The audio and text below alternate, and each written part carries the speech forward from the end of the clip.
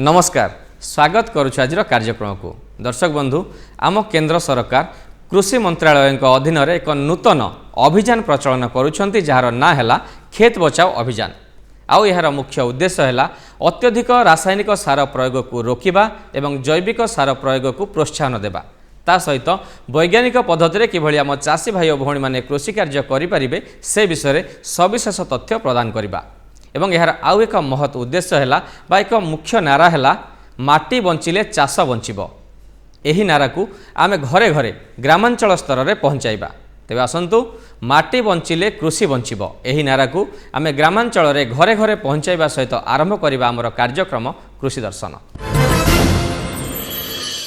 तेबे दर्शक बंधु जो चाषी भाई भौणी माने कृषि कार्य करुछंती से माने कृषि वर्ज्यवस्तु को न फोपाड़ी न जाली चाष जमी रे व्यवहार करने उचित कारण ताहा मृत्तिका संरक्षण करने सहित चाष जमीर उर्वरता को मध्य बढ़ाई थाए जहा फल रासायनिक सार प्रति थिबा आम चाषी भाई भौणी मानकर निर्भरशीलता को मध्य कमाई थाए एवं आम चाषी भाई भौणी मानकर खर्च 20 ରୁ 30% कमी थाए।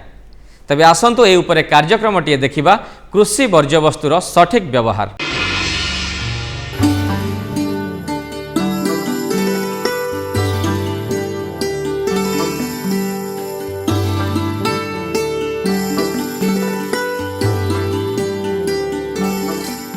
ओडिशार मुख्य फसल होची धान। आमे सब ऋतु रे धान फसल चाष करि थांती।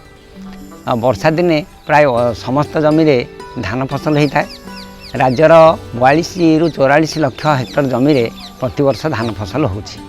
धान कथा जदि आमे कहिबा सब आमे धान चाउल ए संपर्क रे भाबी थाउ किंतु आमे अनेक सबरे धानर आउ गोटे जो अंग रही जार विशेष गुण रही ताकू आमे अणदेखा करू से अन्य भागटी है नड़ा बा छण धान फसलर धान मंजी को छाड़ला परे जो अवशिष्ट अंश रहा नड़ा बा छण यार मध्य खूब भल भाव में आम विनियोग करिपरिबा विभिन्न उपाय विनियोग करिपरिबा।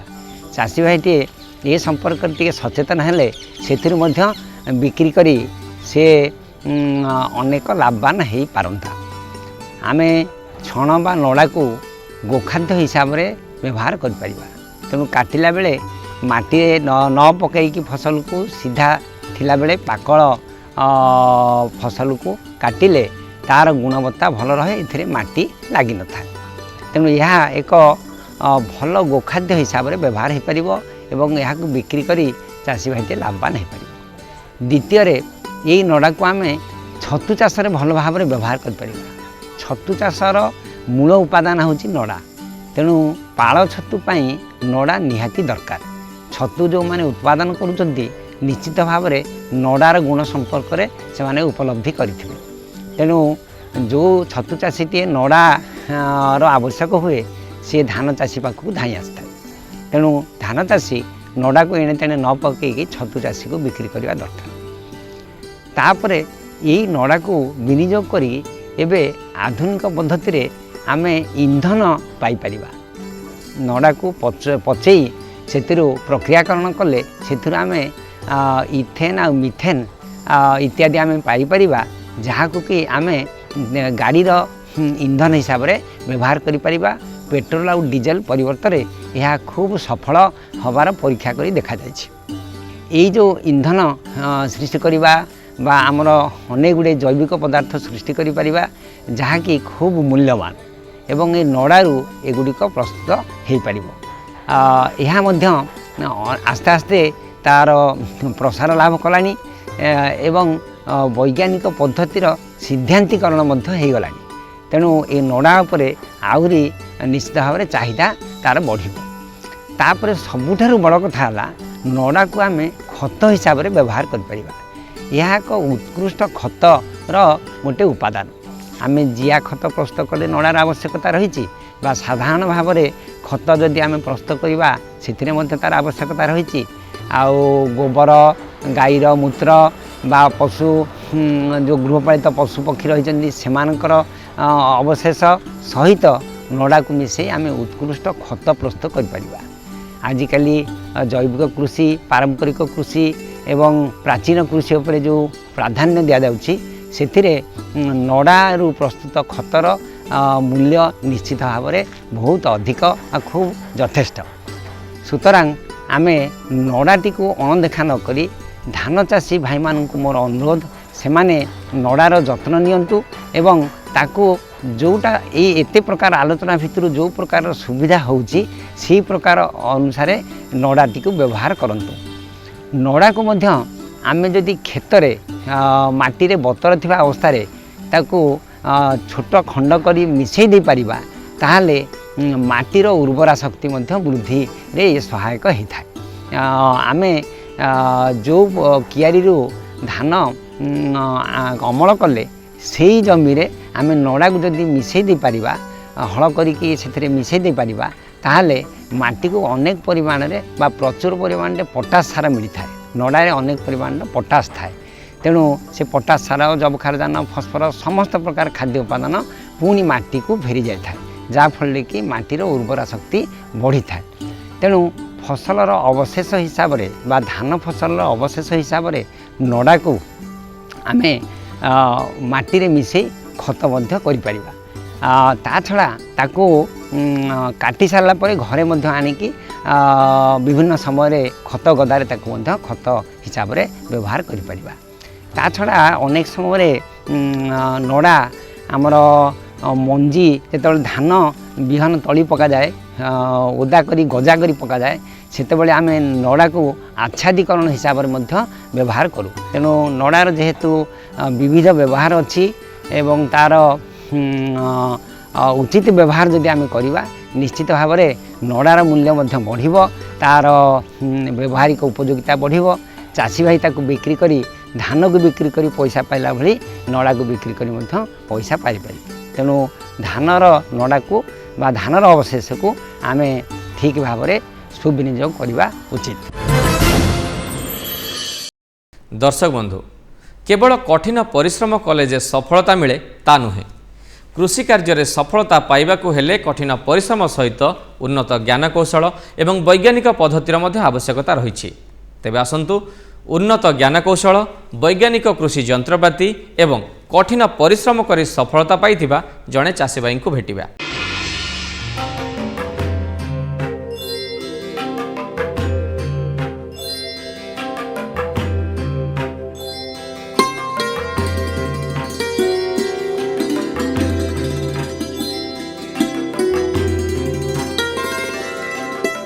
मोर ये फार्मटा हूँ इंटीग्रेटेड फार्म इंटीग्रेटेड हूँ काउ बेस्ड ट्रेडिशनल फार्मिंग आम करा मो पूरा गाई विभिन्न भेराइटी गाई अच्छी गोटे हूँ आम मोटू ब्रिड अच्छी ये जर्सी अच्छी हॉल्स्टन अच्छी फ्रिजन अच्छी आउ गिर गाई गुड़ी अच्छी ये गाईर ये हूँ गाई फार्मटा सब लाभवान हूँ फार्मटा हूँ गाई फार्म गाई को आम जहाँ खाऊ गाई से भी खाते आम अटा गोटे दिन अटा दिहूँ गहम गहम सीझाई दिहूँ मक्का भी दिहूँ चाउल भी सीझाई दिहूँ ता सहित घास चारा भी दिहूँ फल गाई गुड़ाक हेल्थ कंडीशन खूब भल अच्छी गाई मैंने क्षीर भी ठीक दूसरी प्रति 90 ରୁ 120 दिन एमाने समस्त पिला जन्म ये कनसिव करती गोटे गाई आर गोबर आम कौन करूँ गोबर जियाखत तैयारी करूँ मझे मीडिया होची आम बायोगैस तैयारी कर रोषे बात सब होड़ा सब जाक सोलार एफिशिएंट गाईर से जो गैस तैयारी है जो स्लरीटा बाहर से स्लरी गुड़ा कौन करें जिया खत बर्मी कम्पोस्ट तैयारी कर जो पानी फाणी रहा गाई मूत गाई गोबर धुआ गाई गाधुआ पानी सब जाक जमी पड़ो जमी आमर चाषबासा ये गुड़ा हूँ खत आम आमर एठार हूँ जीरो वेस्टेज कौन सी जिनस वेस्टेज ना जहाँ छाड़े आम ताजे कौन कर जिया खत तैयारी कर दूँ जहाँ क्षीर पाऊँ क्षीर बादे गाईर हेल्थ खूब भल रोचे आमर हेल्थ भी भल रोचे तेणु मुझे कहे प्रत्येक लोक जो मैंने गाई रखी समस्त को जिया खत करने मोर आडभाइज हो जिया खत करूँ 700 टଙ୍କା कारण गोटे गाई खाऊँ 100 टଙ୍କାର झाड़ा फेरुची जी जिया खत से हूँ 150 टଙ୍କା तो गोटे गाई तार वेस्ट प्रडक्ट मैनेजमेंट करवा 50 टଙ୍କା नेट प्रॉफिट होती 20 टଙ୍କା लेबर तार मेंटेनेंस घर भड़ा करेन्ट भी 10 टଙ୍କା जीव नेट प्रॉफिट होती कोड़े टका मोर से गाई बाछुरी मिसी 50 आसुँच गोटे गाई 20 टका हेल्ले 50 टका डेली मत 1000 टका मिलूँ मासक मत मिलूँ 30,000 टका समस्त लेबर खर्च सब खर्च जाए 30,000 टका मिलूँ आउ प्रति वर्ष 12टा गाई बिक्री हे माने छड़ा 20,000 टका धरतु 20,000 प्रति मासक 20,000 ता बाद क्षीर जोड़ा आवरेज आम 60 लिटर होती आवरेज कौ मसरे एवं सब गाई कंज्यूम कर 60 लिटर होती पर 200 लिटर हम आवरेज 60 लिटर 3,600 होती पर डे वर्षक है मासक है 90,000 90,000 से 30,000 ये 20,000 टोटाल 140 150 पर नेट प्रॉफिट हो सब लाभवान होती गाई फार्मटा तेणु समस्त को आम भाई मान अनुरोध करी जे गाई फार्म करता जीरो वेस्टेज देखूँ क्योंकि वेस्टेज न ताको यूटिलाइज कले भल दी पैसा पाइबे सुस्थ सुस्थ समाज भी सुस्थ मंगल किंतु ये हूँ जीरो आडल्टेसन कौन क्षीर पानी बुड़ोनी कौन सी आडल्टेसन हेनी मुझे अनुरोध करी समाज को बचा गले निजे बचा गले सब जाक प्योर जिन दिंतु आउ सार दरकार ना जमी सार दवा दरकार ये गाई मूत गाई गोबर धुआ पानी जी होती आमर ऑर्गेनिक कहवा ट्रेडिशनल काउ फार्म पर एकर आम बहुत TMU 101 कर 40 क्विंटाल पर एकर 40 क्विंटाल पर एकर होती कलाजरा बर्तमान 20 ରୁ 22 क्विंटाल पर एकर हो तेणु मु समस्त अनुरोध करुँगी जो मैंने गाई रखते गाई से गोबर को व्यवहार करें गाई मूत्र व्यवहार करी ऑर्गेनिकली समस्ते चाष करूँ।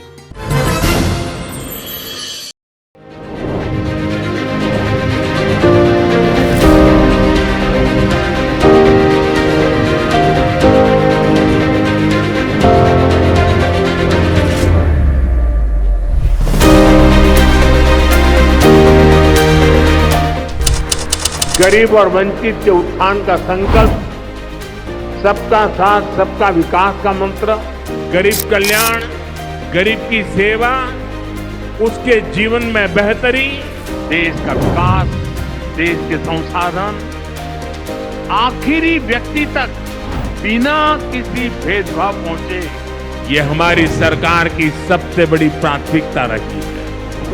आज हर जरूरतमंद प्रधानमंत्री गरीब कल्याण अन्न योजना के कारण खाने की चिंता से मुक्त है।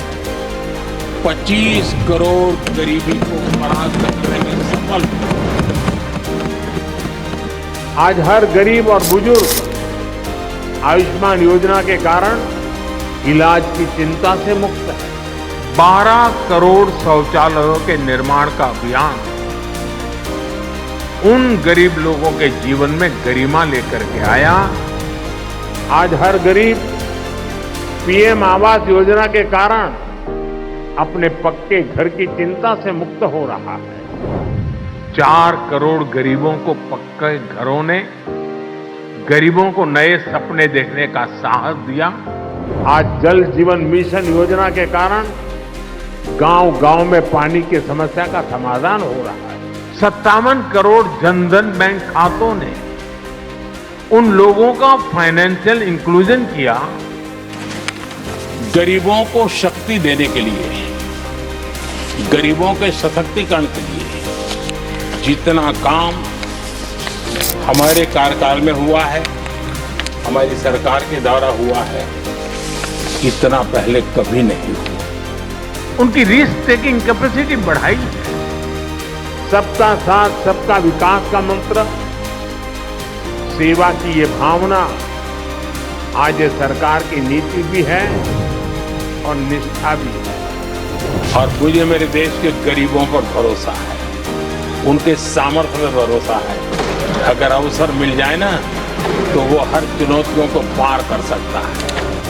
25 करोड़ लोग गरीबी से बाहर निकले हैं और ये 25 करोड़ लोग एक नियो मिडिल क्लास का हिस्सा बने।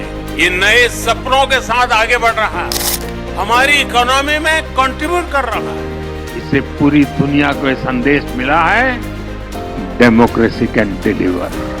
लोकतंत्र का असली अर्थ, असली उद्देश्य यही है। देश तभी आगे बढ़ेगा जब देश का गरीब गरीबी के से बाहर निकल करके तेज गति से आगे बढ़ेगा।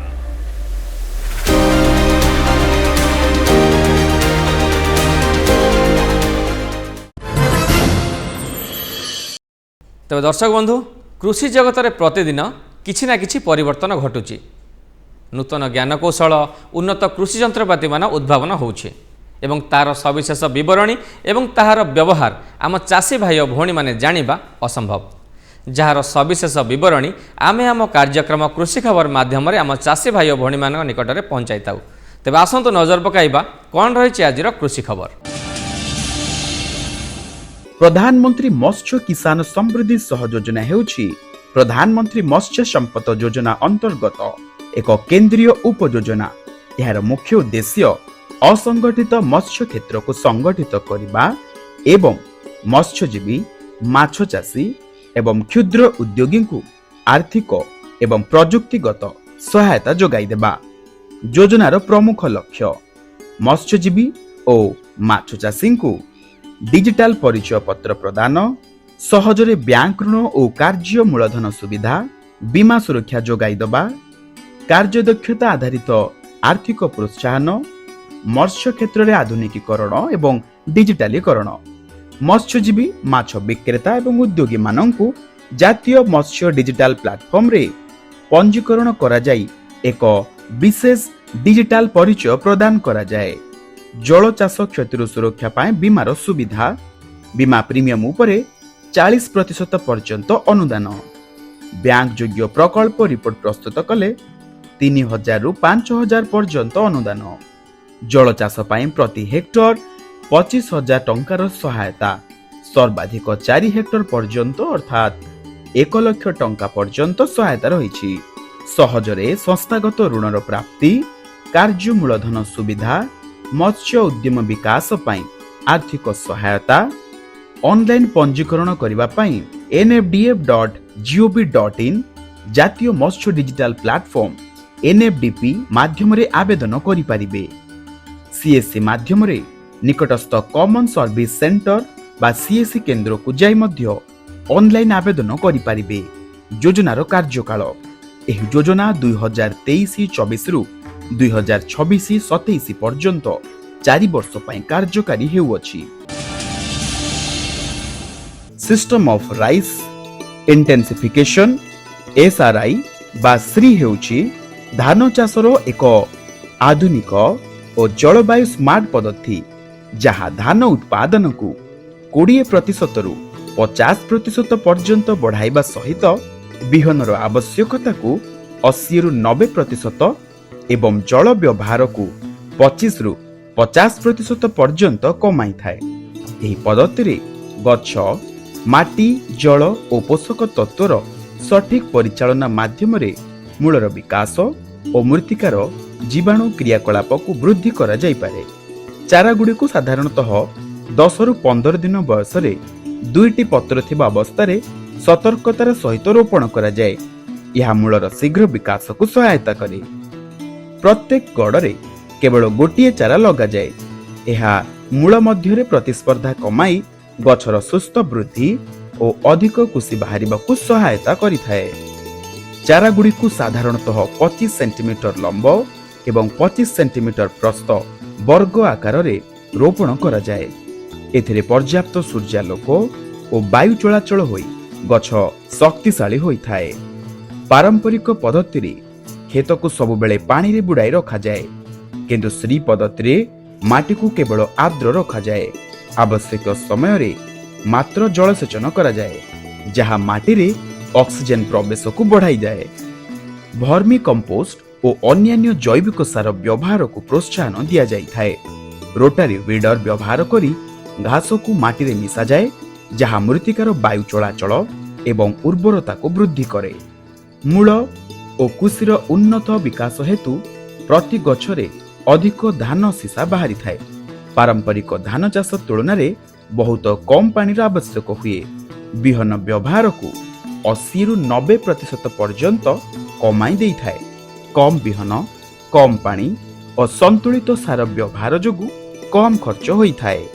जलवायु परिवर्तन और जल संकटर परिप्रेक्षी रे ଶ୍ରୀ ଏକ ସ୍ଥାୟୀ ଏବଂ ପରିବେଶ ଅନୁକୂଳ କୃଷି ପ୍ରଣାଳୀ ଭାବେ ପ୍ରତିଷ୍ଠିତ ହୋଇପାରିଛି। ଡାଲି ଜାତୀୟ ଫସଲରେ ଆତ୍ମନିର୍ଭର ହେବା ପାଇଁ କେନ୍ଦ୍ର ସରକାରଙ୍କ ଦ୍ୱାରା ଏକ ନୂତନ ଅଭିଯାନ ଆରମ୍ଭ ହୋଇଛି। ଏହି ଅଭିଯାନ ପାଇଁ 11,440 କୋଟି ଟଙ୍କାର ବ୍ୟୟବରାଦ କରାଯାଇଛି। ଭାରତରେ ଡାଲି ଜାତୀୟ ଫସଲର କ୍ଷେତ୍ରଫଳ ପରିମାଣ ବଢ଼ାଇବା ସହ ଉତ୍ପାଦନକୁ 350 ଲକ୍ଷ ଟନ୍ରେ ପହଞ୍ଚାଇବାର ଲକ୍ଷ୍ୟ ରଖାଯାଇଛି। ଏହି କାର୍ଯ୍ୟକ୍ରମ ମାଧ୍ୟମରେ 88 ଲକ୍ଷ ବିହନ କିଟ୍, 129 ଲକ୍ଷ କ୍ୱିଣ୍ଟାଲର ପ୍ରମାଣିତ ବିହନ ଚାଷୀମାନଙ୍କୁ ଯୋଗାଇ ଦେବା ସହ 2 କୋଟି ଚାଷୀ ଏହି ମାଧ୍ୟମରେ ଉପକୃତ ହୋଇପାରିବେ। ଏହି ଯୋଜନାର ଲକ୍ଷ୍ୟଗୁଡ଼ିକ ହେଉଛି 2030 ଏବଂ 31 ସୁଦ୍ଧା 350 ଲକ୍ଷ ଟନ୍ ଉତ୍ପାଦନ, ସର୍ବନିମ୍ନ ସହାୟକ ମୂଲ୍ୟ ଆଧାରରେ ଚାଷୀଙ୍କ ଉତ୍ପାଦ କ୍ରୟ, ହରଡ଼, ବିରି, ମସୁର ଉପରେ ସ୍ୱତନ୍ତ୍ର ଫୋକସ୍, ଅମଳକ୍ଷମ ଏବଂ ଜଳବାୟୁ ସହନୀୟ ବିହନର ବ୍ୟବହାର, ଯାହା 2025 ଏବଂ 26ରୁ ଆରମ୍ଭ ହୋଇ 2030 ଏବଂ 31 ପର୍ଯ୍ୟନ୍ତ କାର୍ଯ୍ୟକାରୀ ହେବ। ତେବେ ଦର୍ଶକ ବନ୍ଧୁ, ଆମେ ସବୁବେଳେ ଆମ ଚାଷୀ ଭାଇ ଓ ଭଉଣୀମାନଙ୍କୁ ଅନୁରୋଧ କରୁ ସେମାନେ ନିଜେ ଚାଷ କରିଥିବା ଫସଲ ବା ଯେଉଁ ଫସଲକୁ ସେମାନେ ଉତ୍ପାଦନ କରିଛନ୍ତି ଯାହାର ବଜାର ଦର ବିଷୟରେ ଜାଣନ୍ତୁ। ନହେଲେ ନିଜ ଉତ୍ପାଦିତ ଦ୍ରବ୍ୟକୁ ସେମାନେ ବଜାରରେ ଅପେକ୍ଷାକୃତ କମ୍ ଦରରେ ବିକ୍ରି କରି ଲାଭ ପରିବର୍ତ୍ତେ କ୍ଷତିର ସମ୍ମୁଖୀନ ହେବେ। କିନ୍ତୁ ଆମେ ତ ଆମ କାର୍ଯ୍ୟକ୍ରମ ମାଧ୍ୟମରେ ଆମ ଚାଷୀ ଭାଇ ଓ ଭଉଣୀମାନଙ୍କୁ କିଭଳି ଭାବରେ ସେମାନେ ନିଜ ଉତ୍ପାଦିତ ଦ୍ରବ୍ୟର ସଠିକ୍ ମୂଲ୍ୟ ବିଷୟରେ ଜାଣିପାରିବେ ସେଥିପାଇଁ କାର୍ଯ୍ୟକ୍ରମଟିଏ ପ୍ରସାର କରିଥାଉ, ଯାହାକି ବଜାର ଦର। ତେବେ ଆସନ୍ତୁ ନଜର ପକାଇବା କ'ଣ ରହିଛି ଆଜିର ବଜାର ଦର।